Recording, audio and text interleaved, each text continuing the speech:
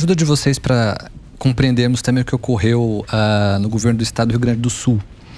A pesquisa IPEC do dia 30, ela informou o seguinte, que o ex-governador Eduardo Leite tinha 40% de chances de ser eleito. O ex-ministro Onyx Lorenzoni, 30%. Edgar Preto, 8,9%. 40% das intenções de voto. Isso. O resultado das urnas. Onyx, 37,50%, Eduardo Leite, 26,81%. A pesquisa estava dando 40%. Houve uma inversão de 15 pontos, 17 pontos. Isso aí não é estranho? Vocês não quiserem comentar o IPEC? Não é questão do IPEC, assim, que eu não consigo entender para que serviu a pesquisa, assim. É para planejamento isso?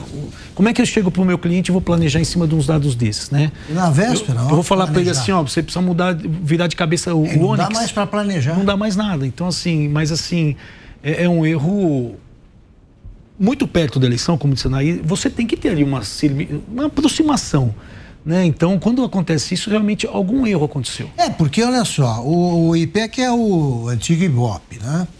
Na eleição municipal, portanto, há 2 anos, deram o contrário, né? A pesquisa do Ibope, ela foi muito mencionada aí pela imprensa, porque foi o contrário. Deu 55 para a Manuela, 45 para o atual prefeito. Aí, nas urnas, 55 para um, 45 para outro. Isso é normal? É frequente em pesquisas? Não, né?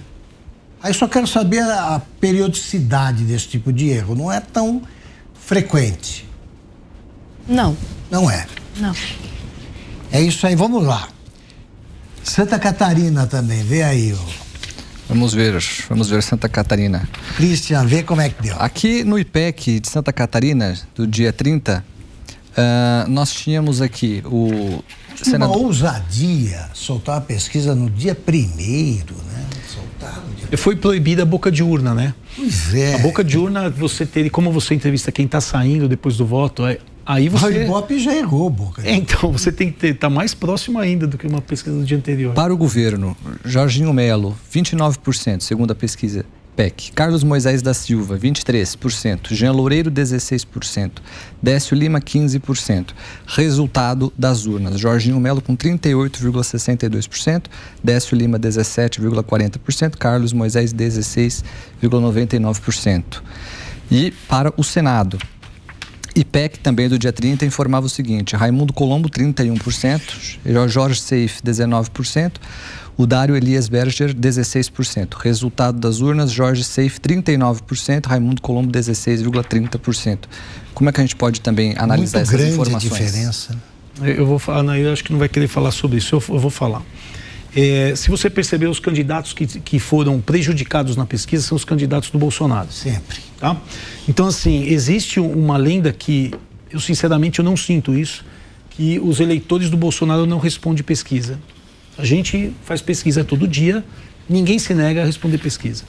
Tá? Então, assim, não foi isso. Não foi isso. Realmente não é essa... Eles estão querendo chamar de não resposta, né, Nair?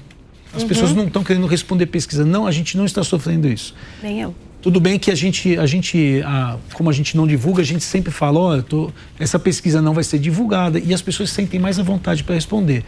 Mas a gente não tem esse problema. Eu também, a gente até pediu que se apresentasse alguém que não quis responder ou que apontasse alguém que não quis responder. Ninguém conversou sobre isso com a gente, não. Vamos lá. Que tipo de onda aconteceu na Bahia, por exemplo? Aí parece que foi uma onda, né? Se eu tenho aqui, Christian, se você quiser, eu já posso falar. Olha, Jerônimo Rodrigues, ele vinha crescendo. Mas ele aparece com 38% da última pesquisa do Datafolha. Dia 1º, né? E ele acabou tendo 49%, está crescendo. Agora, o ACM Neto, que tinha 51%, foi para 40%. Ele apareceu com 40%. Isso existe esse tipo de curva mesmo? Isso acontece? A força da máquina, principalmente no Nordeste, é muito grande. Sim. A gente acompanhou isso no Piauí. muito grande a força da máquina e do PT. As pessoas não têm a noção de como o PT é forte no Nordeste. Então, quando as pessoas falam assim, quando você faz pesquisa no Nordeste, se você estiver fazendo pesquisa para o governo ou para o Senado, a pessoa pede para votar no Lula. Até sabe, né, Marcelo? Da mesma forma que o Bolsonaro é forte no Centro-Oeste. Exato. Então, assim, quando você faz uma pesquisa lá e o PT não está na frente, mas você sabe que ele pode dar um salto. No Piauí, a gente tomou um susto, realmente, porque o Rafael Fonteles, nos últimos 2 dias... Rafael Fonteles que é o governador hoje, que substituindo o Wellington Dias. Ele saltou muito alto. E a nossa pesquisa não pegou isso. Então, eu fico tranquilo com isso. A gente estava mostrando o tempo todo o Silvio Mendes na frente, o Rafael Fonteles subindo, sempre muito junto. E aí, na segunda-feira, eu conversei com o pessoal da equipe lá e falei assim, você não tem noção do que aconteceu sexta e sábado aqui. O que foi de gente pela rua, a força da máquina é muito grande. Quem está assistindo a gente entende o que é força da máquina. Né? E na Bahia eu tenho certeza que é isso. Na Bahia, se você buscar em Salvador, você tem vários vereadores com o sobrenome Lula. Então o PT é muito forte, a força da máquina... E eles estão no governo há muitos anos. Exato. Então, quando a gente fala força da máquina, entende-se. Vai muito dinheiro, muita gente. E eleição são pessoas, né, que votam. Cada pessoa que tem a bandeirinha, ela é um eleitor já do candidato que está com a bandeirinha. Então, e para o Assemineto é uma situação complicada, porque hoje em dia a gente percebe que no Brasil você tem que ter uma identificação. Você não é obrigado, não tem a obrigação de ser Dória, ou ser Bolsonaro ou ser Lula, mas você tem que ter uma pauta forte. E no segundo turno é quase